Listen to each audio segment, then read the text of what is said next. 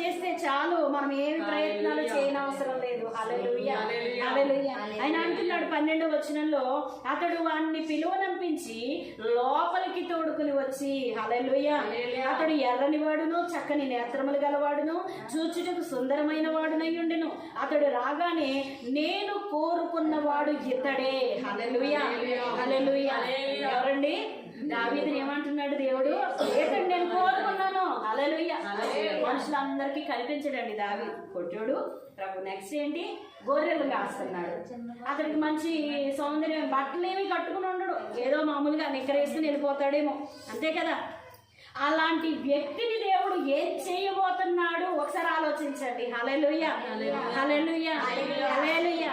ఏం చేయబోతున్నాడండి? అభిషేకించి గొప్ప రాజుగా తన స్వాస్థ్యం మీద అధికారాన్ని దావీదునికి ఇవ్వబోతున్నాడు. హల్లెలూయా.